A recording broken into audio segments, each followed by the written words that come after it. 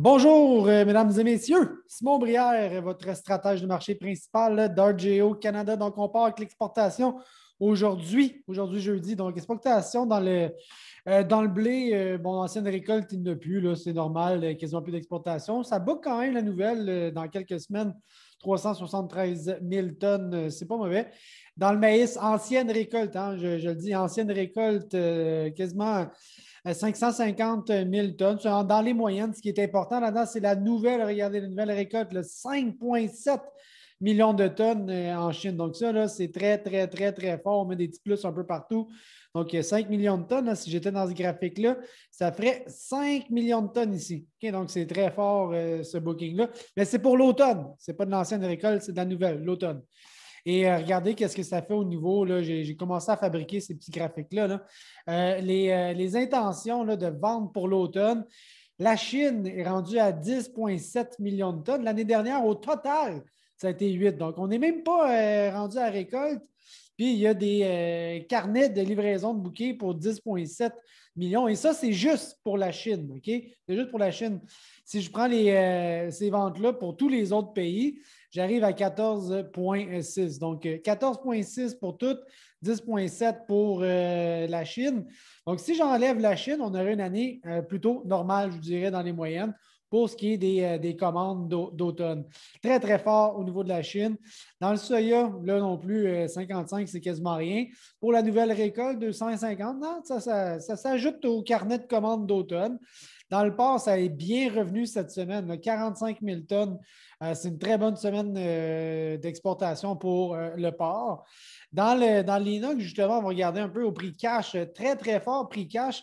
C'est en constante augmentation, hein, les prix au comptant. Donc encore aujourd'hui, c'est à la hausse. Donc, on va être rendu avec un cash à 113.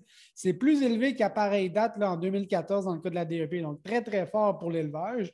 Et là, regardez graphiquement, là, les tendances sont très positives. Je regarde l'inox juillet, tendance positive, un petit peu de ralentissement sur le mouvement haussier, mais quand même, c'est très, très ordonné tout ça.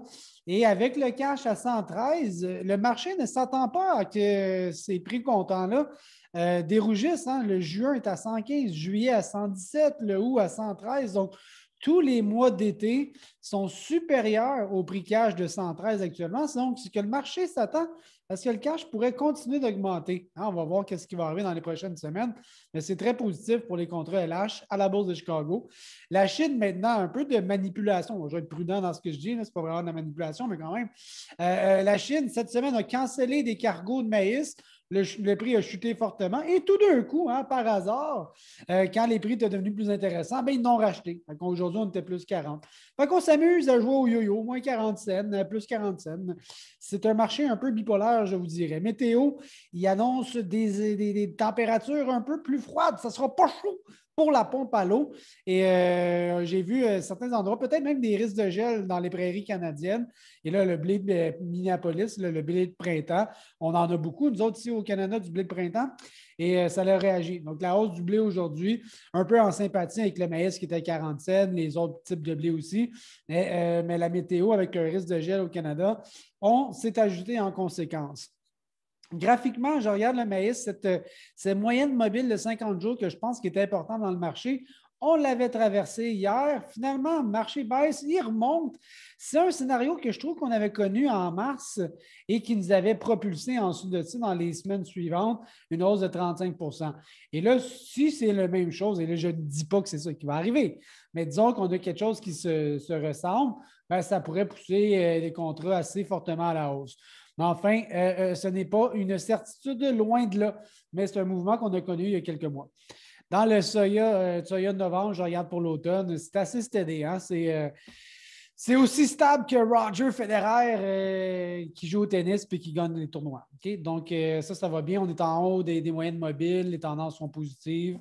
Un peu de signal de vente qu'on a connu dans le graphique, mais j'ai tendance à vouloir l'ignorer. Dans le cas du blé, on a cette tendance-là je peux relier certains points. Ce n'est pas parfait non plus, mais aujourd'hui, on a rebondi là-dessus, sur ces niveaux-là. Donc, peut-être un petit peu de signal technique en signal d'achat, je vous dirais, dans le blé. Possible retour à des valeurs un peu plus élevées sur une base technique. Là. Ça n'a rien à voir avec les fondamentales, l'offre-demande, parce qu'on sait que les cultures à date vont très bien aux États-Unis, mais graphiquement, rebond technique aujourd'hui.